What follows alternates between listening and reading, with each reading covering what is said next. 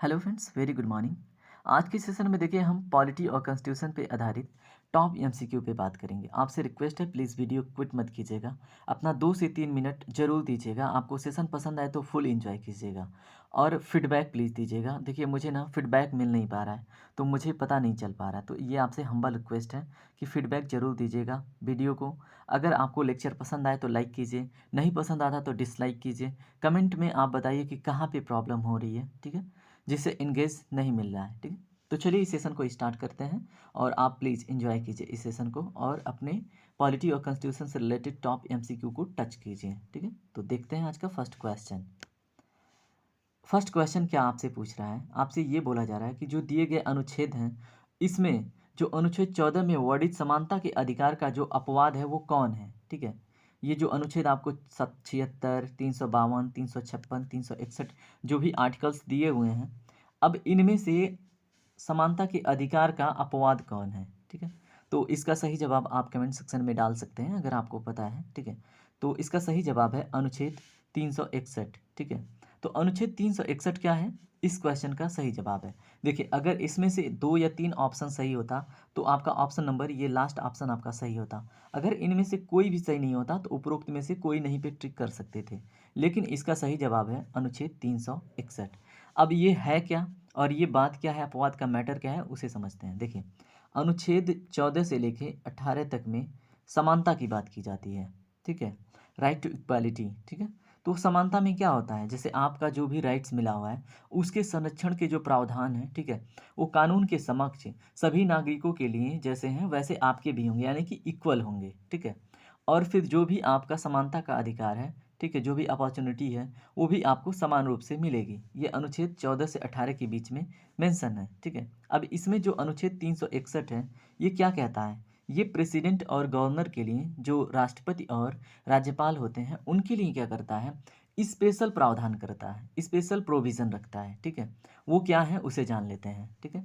तो अनुच्छेद 361 किस विषय में बात करता है, अगर राष्ट्रपति या राज्यपाल कार्यालय में हैं, ठीक है, अपने कार्यालय की शक्तियों को एंजॉय कर रहे हैं, तो उस समय, ठीक है, उस समय उनके अगेंस्ट किसी भी अदालत में उनके ऊपर केस नहीं फाइल की जा सकती है। और वो अपने मतलब जो भी कार्यालय की शक्तियाँ एंजॉय कर रहे हैं, जो भी उनका ड्यूटी है उसको करते हुए किसी भी अदालत में जवाबदेह नहीं होंगे, ठीक है, चाहे वो सुप्रीम कोर्ट हो या हाई कोर्ट हो, ठीक है। तो ये राइट उनको 361 में दी गई है, ठीक है। राष्ट्रपति या राज्यपाल के खिलाफ उनके कार्यालय के दौरान किसी भी अदालत में जो होता है ना आपराधिक कार्यवाही, वो शुरू नहीं की जा सकती, ठीक है। जैसे होता है ना क्रिमिनल केस किसी भी प्रकार का उनके ऊपर नहीं किया जा सकता जब वो किस पोस्ट पे हैं, जो अपने कार्यालय या फिर अपने ड्यूटी के टाइम राज्यपाल या राष्ट्रपति क्या हैं, खड़े हुए हैं, ठीक है। और उसमें क्या है, राष्ट्रपति या राज्यपाल की गिरफ्तारी या कारावास की कोई प्रक्रिया उनके कार्यालय के दौरान किसी भी अदालत से जारी नहीं की जाएगी, ठीक है। राष्ट्रपति या राज्यपाल के खिलाफ उनके कार्यकाल के दौरान किसी भी अदालत में उनके द्वारा होता है ना कि पर्सनल डिस्क्रिशन से कोई भी डिसीजन उन्होंने लिया हुआ है, ठीक है, उसके या फिर उसके द्वारा किया गया कोई भी कार्य उसके संबंध में किसी भी प्रकार का होता है ना सिविल कार्यवाही शुरू नहीं की जाएगी, ठीक है। तो ये सारी चीज़ें क्या हैं, एक राष्ट्रपति के लिए, एक गवर्नर के लिए अपवाद हैं अनुच्छेद 14 और 18 के बीच में, जो समानता के अधिकार अन्य नागरिकों को दिए गए हैं, ठीक है। तो ये चीज़ें आपको पता होनी चाहिए। अब देखिए आर्टिकल्स आए हैं ना, तो हम आर्टिकल्स को क्या करते हैं, क्विकली देख लेते हैं कि किस आर्टिकल में किसकी बात की जाती है। तो आपको अनुच्छेद 76 के विषय में बात करनी चाहिए। तो आर्टिकल 76 किसके विषय में बात करता है, अटॉर्नी जनरल के, ठीक है। किसके विषय में बात करता है, अटॉर्नी जनरल के, ठीक है। अटॉर्नी जनरल कौन होता है, अटॉर्नी जनरल भारत सरकार का वकील कहलाता है, ठीक है। अटॉर्नी जनरल का जो कार्यकाल है ये निश्चित नहीं है, और इसका जो मतलब क्या है, इसका जो पद है, इस पे जो ये अपने पद पे इंजॉय करते हैं, ये राष्ट्रपति के प्रसाद पर्यंत इंजॉय करते हैं, मतलब राष्ट्रपति जब चाहें तब इन्हें हटा सकते हैं, ठीक है। तो अनुच्छेद 76 में किसके विषय में है, महान्यायवादी के विषय में, जिनको हम इंग्लिश में अटॉर्नी जनरल बोलते हैं, ठीक है। अनुच्छेद 352 को भी जान लेते हैं। अनुच्छेद 352 के तहत राष्ट्रपति राष्ट्रीय आपातकाल की घोषणा कर सकता है जब भारत या उसके एक हिस्से की सुरक्षा को युद्ध या बाहरी आक्रमण या सशस्त्र विद्रोह से खतरा हो। क्या मतलब, जैसे किसी भी स्टेट में, किसी भी रीजन में, ठीक है, उस समय क्या हो रहा है, उस लोकेशन पे क्या हो रहा है, बाहरी आक्रमण हो गए हैं, या फिर अपने ही लोग, जैसे होता है ना नक्सलाइट होता है, नक्सलाइट लोग अटैक कर देते हैं, या फिर ऐसी किसी भी प्रकार की हर्डल का सिचुएशन है, तो 352 के तहत राष्ट्रपति राष्ट्रीय आपातकाल की घोषणा कर सकता है। ऐसी स्थिति जरूरी है क्या, कि अपने ही राष्ट्र में ऐसे किसी कोने में ये चीज़ें घटित हो रही हों। ठीक है, उसके बाद अनुच्छेद 356 किस विषय में बात करता है, बताइए। अनुच्छेद 356 इस विषय में बात करता है कि भारत के संविधान का अनुच्छेद 356 भारत के राष्ट्रपति को राज्य सरकारों को निलंबित करने, जैसे मान लीजिए कोई स्टेट है, ठीक है, ये कोई स्टेट है, ये कॉन्स्टिट्यूशन के अकॉर्डिंग कार्य नहीं कर रहा है, संविधान में जो नियम कानून प्रावधान दिए गए हैं उसके परे कार्य कर रहा है, ठीक है। तो और इसकी ना गवर्नर जो वहाँ पे बैठे हुए हैं, ठीक है, हेड ऑफ स्टेट वहाँ पे जो बैठे हुए हैं गवर्नर, ठीक है, स्टेट के, तो ये क्या करते हैं, ये रिपोर्ट दे देते हैं प्रेसिडेंट को, सजेस्ट कर देते हैं कि देखिए सरकार ये सही से स्टेट गवर्नमेंट या चीफ मिनिस्टर या फिर यहाँ का जो मंत्रिमंडल है ना, ये संविधान के हिसाब से कार्य नहीं कर रहा है। उसके बाद प्रेसिडेंट क्या करते हैं, उस पर राष्ट्रपति शासन लगा देते हैं, ठीक है। ये अनुच्छेद 356 में मेंशन है, अनुच्छेद 361 को हम देख चुके हैं, ठीक है। तो चलिए देखते हैं अगला क्वेश्चन। अगला क्वेश्चन क्या है, अस्पृश्यता का उन्मूलन निम्नलिखित में से किस मौलिक अधिकार में शामिल है। आप ऑप्शन पढ़िए, उसके बाद से जवाब दीजिए। संवैधानिक उपचार का अधिकार, शोषण के विरुद्ध अधिकार, स्वतंत्रता का अधिकार, समानता का अधिकार, उपरोक्त में से कोई नहीं, उपरोक्त में से एक से अधिक। तो बताइए इसका सही जवाब क्या है। अस्पृश्यता, जिसको हम इंग्लिश में क्या बोलते हैं, अनटचेबिलिटी, ठीक है। और अगर क्या करते हैं, अनटचेबिलिटी के बेसिस पे डिस्क्रिमिनेट करते हैं किसी भी इंसान को, तो उसके सामने ये किस प्रकार का अधिकार है बताइए, और इसे किस में शामिल किया जाता है मौलिक अधिकारों में, सोचिए और जवाब दीजिए। देखिए अनुच्छेद 17 समानता के अधिकार में आता है, ये तो आपको पता होना चाहिए, है ना। तो अगर हम बात करें अनुच्छेद 14 से लेके 18 के बीच में, अभी हमने बात की थी समानता के अधिकार, ठीक है, तो अस्पृश्यता का उन्मूलन जो है ये अनुच्छेद 17 में मेंशन है, ठीक है। अब देखिए 14 से 18 बात करता है समानता का अधिकार, और 14 से 18 के बीच में आता है अनुच्छेद 17, तो ये समानता के अधिकार से संबंधित है, ठीक है। तो इसमें शामिल है अस्पृश्यता का उन्मूलन, जो अनुच्छेद 17 में लिखा हुआ है, ठीक है। अब देखिए ये सामने आ गया ना, अनुच्छेद 14 से 18 हमारे सामने बार बार आ रहा है, ठीक है, ये इंपॉर्टेंट है, तो इसको हम जान लेते हैं। अनुच्छेद 14 किस विषय में बात करता है। अनुच्छेद 14 में लिखा गया है कानून के समक्ष समानता का उल्लेख, ठीक है, जैसे कानून के समक्ष सभी समान होंगे, ठीक है, तो ये अनुच्छेद 14 की बात है। अनुच्छेद 15 में क्या लिखा गया है उसे जान लेते हैं, जैसे धर्म, जाति, नस्ल, होता है ना रेस जिसको बोलते हैं हम, नस्ल, ठीक है, लिंग या जन्म के स्थान के आधार पर किसी के भी साथ भेदभाव नहीं किया जा सकता, ठीक है, ये अनुच्छेद 15 में लिखा हुआ है। आपने एक मूवी देखी होगी आर्टिकल 15, ठीक है, तो आर्टिकल 15 में इसको बहुत ही अच्छे से इंजॉय किया गया है, इसका जो भी राइट्स वगैरह मिला हुआ है लोगों को, जो लोग शोषित होते हैं, सारे पहलुओं को उसमें दिखाया गया है, ठीक है।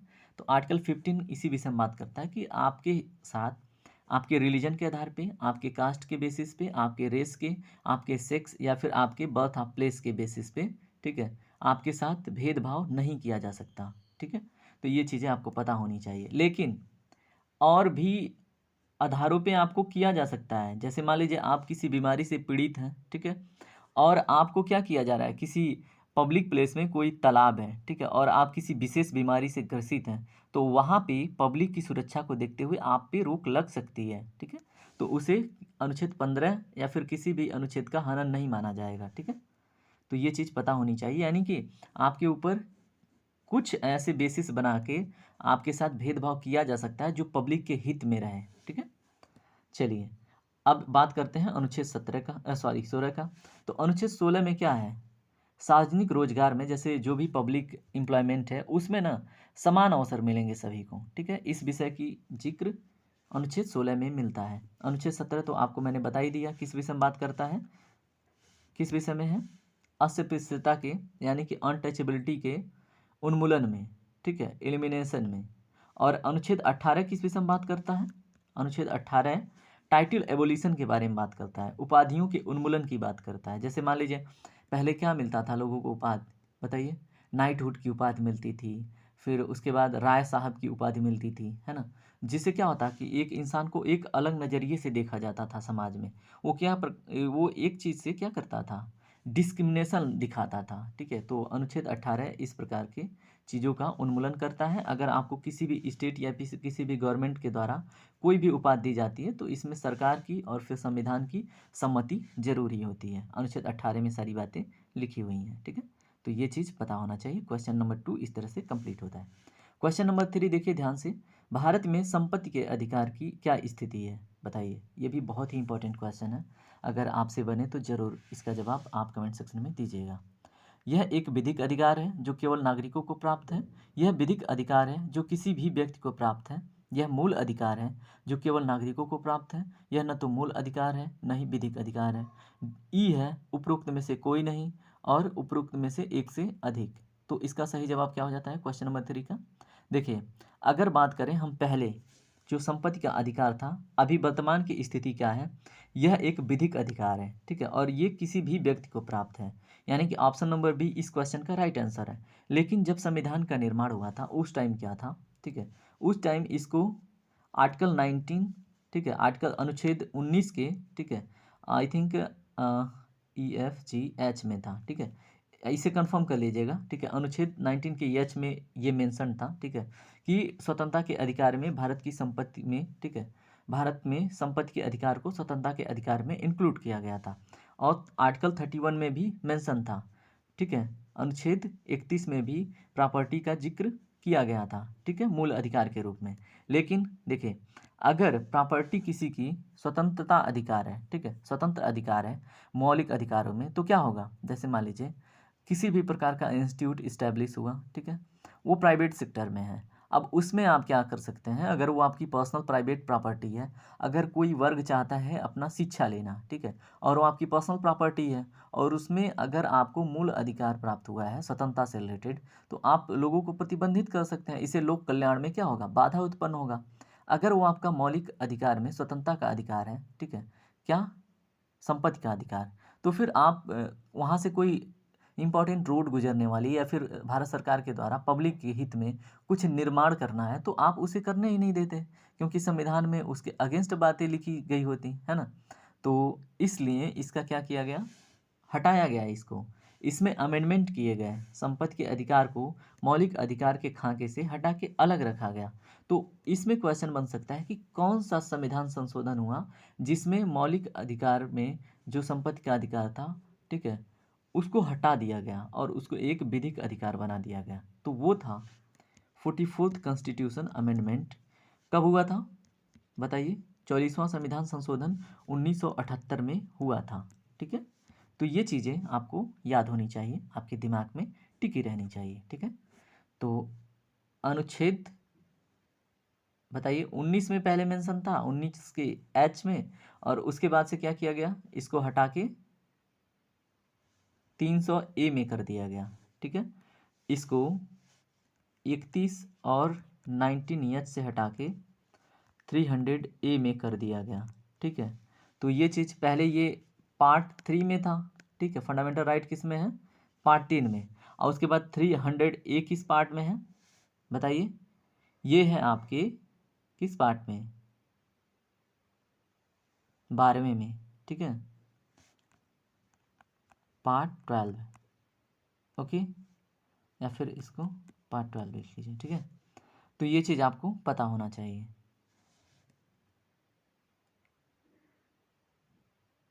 इसके विषय में और भी इम्पोर्टेंट बात क्या हो सकती है, लेट मी गेस, जो ज़रूरी हो बताना आपके लिए।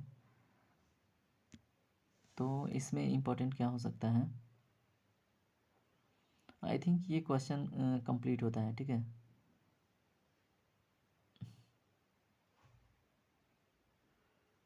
ओके, आई थिंक ये कंप्लीट होता है। चलिए अगला क्वेश्चन देखते हैं। भारतीय संविधान के अंतर्गत धन का केंद्रीकरण किसका उल्लंघन करता है बताइए? समता का अधिकार, राज्य के नीति निर्देशक सिद्धांत, सी है स्वतंत्रता का अधिकार, डी है कल्याण के अवधारणा, और उसके बाद क्या है, उपरोक्त में से कोई नहीं, उपरोक्त में से एक से अधिक, ठीक है। देखिए अगर आपको सेशन पसंद आ रहा है तो आपको क्या करना है, सेशन को लाइक करना है, ठीक है। और बहुत पसंद आता तो आपसे जुड़ जाइए और दोस्तों में भी शेयर कर दीजिए, ठीक है, कि इंजॉय करें वो भी, ठीक है। तो देखिए भारतीय संविधान के अंतर्गत जो धन का केंद्रीकरण है, ठीक है, वो किसका उल्लंघन करता है? समता का, राज्य के निदेशक नीति निर्देशक सिद्धांत का, स्वतंत्रता का अधिकार, कल्याण की अवधारणा, उपरोक्त में से कोई नहीं, उपरोक्त में से एक से अधिक। तो इसका सही जवाब क्या होगा बताइए? इसका सही जवाब होगा राज्य के नीति निर्देशक सिद्धांत, ठीक है। और राज्य के नीति निर्देशक सिद्धांत में कहाँ पे ये मेंशन है? तो ये अनुच्छेद 39 के सी में, ठीक है, ये मेंशन है कि जो धन का केंद्रीकरण होता है, जो रिसोर्सेज का सेंट्रलाइजेशन होता है, उसको क्या करेगा? स्टेट गवर्नमेंट रोकेगा, ठीक है। नहीं तो ये राज्य के नीति निर्देशक सिद्धांत में बाधा उत्पन्न करेगा। जो रिसोर्सेज का मान लीजिए कोई एक धनी धनाढ्य व्यक्ति है, वो क्या करता है? बहुत सारे रिसोर्सेज पे मोनोपोली कर लेता है, मतलब उसकी ही अधिकार है, ठीक है। तो वो अपने हिसाब से चीज़ें रेगुलेट करेगा, है ना। और उसके बाद जब उसके पास ही रिसोर्सेज है तो अपने हिसाब से दाम तय करेगा, अपने हिसाब से ही सेवाओं का मतलब क्या करेगा? जिसको चाहेगा उसको देगा, जिसको नहीं चाहेगा उसको नहीं देगा, है ना। और इससे क्या होगा? एक समाज किसी अच्छे लाभ से वंचित हो जाएगा, अपने अच्छे विकास से वंचित हो जाएगा, ठीक है। तो 39 सी में क्या है? जो रिसोर्सेज या धन का सेंट्रलाइजेशन है ना, उसे क्या करता है? तोड़ता है। और इस विषय में मतलब इसको हटाने से रिलेटेड प्रावधान है कि ऐसा स्टेट गवर्नमेंट निगरानी करेगी, ठीक है। तो आर्थिक व्यवस्था के संचालन के परिणाम स्वरूप अगर हम बात करें, सामान्य हानि के लिए जो धन है, उत्पादन है, उनके साधनों पे संकेंद्रण नहीं होना चाहिए। 39 सी में ये बातें लिखी गई हैं, ठीक है। और धन का जो संकेंद्रण है राज्य के नीति निर्देशक तत्वों का क्या करता है? उल्लंघन करता है, ठीक है। अब देखिए यहाँ पे डीपीएसपी एक बार आ गया ना, तो झलक में देख लेते हैं। अगर डीपीएसपी आया है आपके सामने तो ये इसमें जो अनुच्छेद हैं, ठीक है, वो कहाँ से कहाँ तक हैं? 36 से लेके 51 तक, ठीक है। 36 से लेके 51 तक ये किस भाग में है? जो डीपीएसपी है संविधान के पार्ट 4 में है, ठीक है। तो ये भी आपको पता होना चाहिए, ठीक है।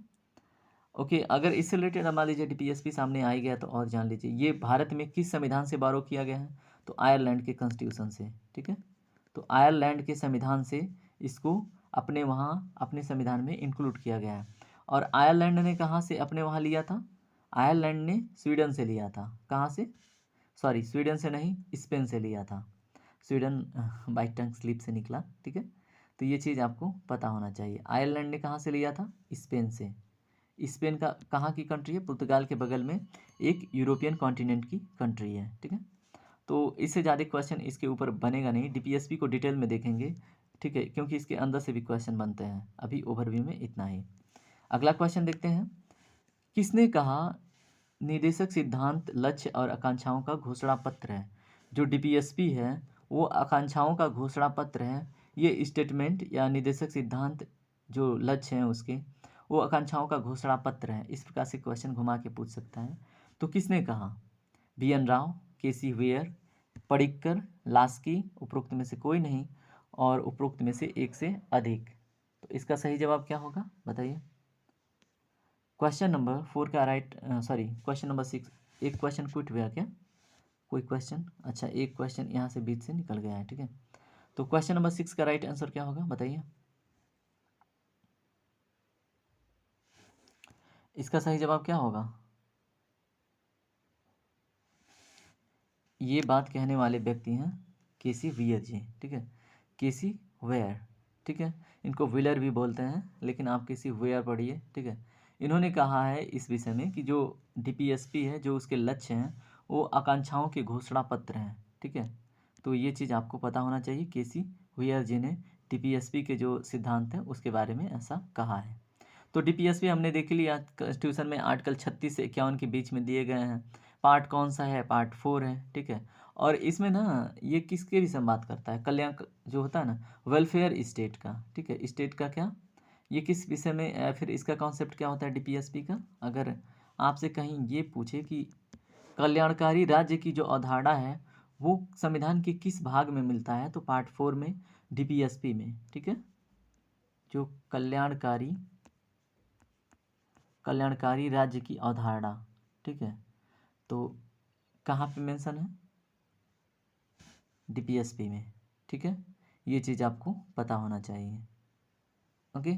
अब इसमें देखिए डीपीएसपी मतलब देश के शासन में क्या है, मौलिक है, और ये क्या है, डीपीएसपी के बारे में बात करें तो ये गैर न्याय संगत है। मतलब इसको ना, जैसे मान लीजिए इसमें जो भी अधिकार आपको मिलते हैं नागरिकों को, उसके लिए आप कोर्ट नहीं जा सकते। ठीक है, इसका कोई मतलब नहीं है, कोर्ट में नहीं आप जाके मतलब ये कह सकते हो कि संविधान मतलब डीपीएसपी के अंतर्गत इस अनुच्छेद में ये कहा गया है, ऐसी सुविधाएं मिलेंगी, ठीक है, और ये चीज़ें, उसके लिए आप दावा नहीं कर सकते। ठीक है, तो ये गैर न्याय संगत है, जिसको हम बोलते हैं नॉन इन्फोर्सिएबल इंग्लिश में। ठीक है, तो ये चीज़ें आपको पता होना चाहिए। और एक बात और, जैसे मान लीजिए जैसे फंडामेंटल राज्य जो फंडामेंटल होते हैं, वो राज्य के ना विपरीत अधिकार हमको मिलते हैं। ठीक है, मतलब राज्य के अगेंस्ट होता है, जिसको हम क्या बोलते हैं, निगेटिव राइट्स बोलते हैं राज्य के रिस्पेक्ट में, लेकिन हमारे लिए वो पॉजिटिव होता है। और यहाँ पे डीपीएसपी जो है, ये हमारे लिए निगेटिवली, मतलब ऐसे निगेटिवली नहीं बोल सकते हो, लेकिन आप ये कह सकते हो कि ये राज्य के फेवर में बात करता है, जो गवर्नमेंट होती है वो जैसे चाहे वैसे यूज़ करें। ठीक है, और फंडामेंटल राइट हमें स्टेट और फिर इंडिविजुअल के अगेंस्ट मिलता है। ठीक है, तो ये चीज़ें हमें पता होती हैं, तो हमसे क्वेश्चन बन जाते हैं। अगर देखिए कहाँ से लिया गया, आयरलैंड, ये तो बातें हमारी हो चुकी हैं। चलिए अब आगे देखते हैं अगला क्वेश्चन। भारतीय संविधान में लोक हितकारी राज्य का आदर्श किसमें सम्मिलित है? प्रस्तावना में, राज्य के नीति निर्देशक सिद्धांत में, मौलिक अधिकार में, 7वीं अनुसूची में। तो देखिए अभी हमने बात किया था लोक हितकारी राज्य का आदर्श। ठीक है, तो ये किस में दी गई हैं, बताइए बताइए। लोक हितकारी राज्य का जो आदर्श है, ठीक है, ये नीति निर्देशक सिद्धांत में ही दिए गए हैं। राज्य के नीति के निर्देशक जो डायरेक्टिव प्रिंसिपल हैं, उसी में दिए गए हैं। ठीक है, तो 36 से 51 हमेशा याद रखिएगा। पार्ट कौन सा है, पार्ट 4। ठीक है, ये भी याद रखिएगा, छोटे मोटे एग्जामों में क्वेश्चन डायरेक्टली पूछता है, तो ये चीज़ आपको पता होना चाहिए। ठीक है, चलिए अगला क्वेश्चन देखते हैं।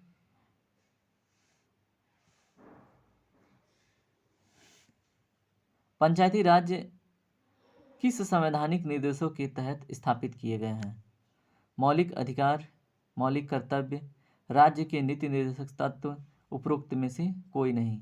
तो पंचायती राज जो हैं वो ऑप्शन नंबर सी यानी कि राज्य के नीति निर्देशक तत्व के ही रिस्पेक्ट में बात करता है। क्यों?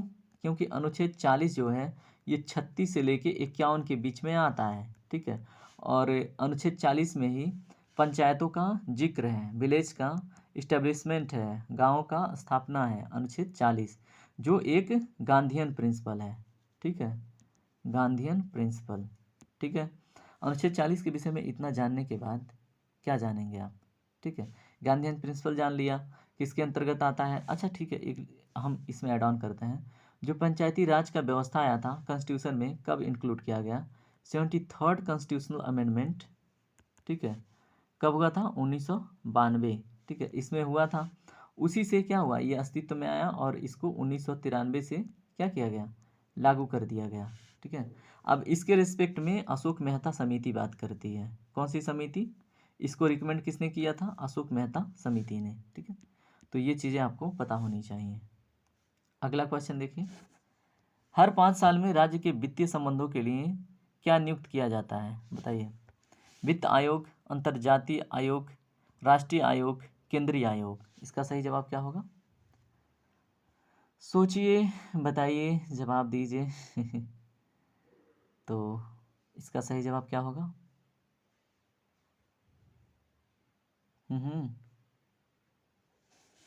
जाहिर सी बात है, वित्त से रिलेटेड बात हो रही है तो वित्तीय आयोग होगा, है ना। तो हर 5 साल में जो वित्तीय संबंधों के लिए जो नियुक्त किया जाता है आयोग, वो है वित्तीय आयोग। ऑप्शन नंबर ए सही जवाब है। ठीक है, अब वित्त आयोग की बात करें, फिनेंस कमीशन, तो ये आर्टिकल 280 में इसका मेंशन है। ठीक है, वित्त आयोग का। ठीक है, तो इसका मेंशन संविधान में अनुच्छेद 280 में किया गया है। ठीक है, और इसमें आप देखेंगे क्या, ठीक है, इससे रिलेटेड डिटेल हम आगे देख लेंगे, अभी तो फ़िलहाल क्योंकि टाइम इसमें कितना हो गया, 24 मिनट, है ना। तो अगला क्वेश्चन देखते हैं और इस सेशन के मतलब अंतिम छोर पे चलते हैं। ठीक है, तो देखिए क्वेश्चन क्या है। जो सर स्टैफोर्ड क्रिप्स की योजना में द्वितीय विश्व युद्ध के बाद क्या परिकल्पना की गई, बताइए। ये कहीं न कहीं जीके से रिलेटेड क्वेश्चन है, ठीक है? और पॉलिटी का जो बैकग्राउंड है कॉन्स्टिट्यूशन का, उससे रिलेटेड क्वेश्चन है। तो ये क्वेश्चन मैं आपको एज़ अ असाइनमेंट दूँगा, लेकिन थोड़ा-सा ज़िक्र के बाद, ठीक है? द्वितीय विश्व युद्ध के बाद जब भारतीय सेना या फिर भारतीय लोग, है ना? जो राजनेता थे, नेता थे, प्रांतों से या फिर किसी भी वर्ग से जो नेता थे, ठीक है? इंडियन नेशनल कांग्रेस में जो मतलब मॉडरेट और एक्सट्रीमिस्ट जो कोई भी था, वो क्या करते थे स्वतंत्रता के मतलब द्वितीय विश्व युद्ध जब स्टार्ट हुआ तो अंग्रेजी सरकार क्या काम बोला कि आप हमारे समर्थन में खड़े होइए और आर्मी दीजिए, ठीक है, और सपोर्ट कीजिए। तो इन लोगों ने क्या किया, किस चीज़ की मांग करी बताइए? तो ऑप्शन है भारत को पूर्ण स्वतंत्रता देनी चाहिए, भारत को बांट देना चाहिए, पूर्ण स्वतंत्रता देनी चाहिए, भारत को गणतंत्र घोषित कर देना चाहिए, भारत को अधिराज्य देश घोषित कर देना चाहिए। तो इसमें ना मतलब थोड़ी सी क्लैरिटी थी नहीं जब स्टैफोर्ड क्रिप्स की योजना आई थी द्वितीय विश्व युद्ध के बाद, ठीक है? तो उसमें क्या था बताइए? क्रिप्स मिशन जब आया था तो उसमें कौन सी बातें कही गई थी, ठीक है? तो उसमें मतलब ये बात की गई थी कि भारत को अधिराज्य देश घोषित कर देना चाहिए। तो उसके बाद ये क्या किया गया, मना कर दिया गया। इसको अधिराज्य देश का मतलब क्या होता है, डोमिनियन स्टेटस, ठीक है? और हमारे जो कुछ लीडर्स थे उनके लिए स्वराज्य जो डिक्लेयर हुआ था उसमें क्लियर नहीं था, ठीक है? तो वो लोग कहीं न कहीं डोमिनियन की तरफ भी डाइवर्ट हो रहे थे, मॉडरेट में कुछ नेता। लेकिन कुछ लोग क्लियर कट थे कि डोमिनियन नहीं चाहिए, हमें पूर्ण रूप से स्वतंत्रता चाहिए, स्वराज्य हमें चाहिए, ठीक है? तो इसका ऑप्शन नंबर डी सही हो जाता है इस क्वेश्चन के लिए, तो आपको पता होना चाहिए, ठीक है? अगर सेशन आपको सच में पसंद आया तो आप ज़रूर इस सेशन को प्यार दीजिएगा। लाइक कीजिएगा, कमेंट कीजिएगा, शेयर कीजिएगा, सब्सक्राइब कीजिएगा, बेल आइकन ज़रूर प्रेस कीजिएगा। थैंक यू वेरी मच दोस्तों, टेक केयर। और इस प्लेलिस्ट में जितने लेक्चर हैं ऐसे ही इंटरेस्टिंग हैं, उनका एक्सप्लेनेशन भी ऐसे ही है, तो उन्हें भी एंजॉय कीजिएगा, ठीक है? Bye bye, take care, Radhe Radhe.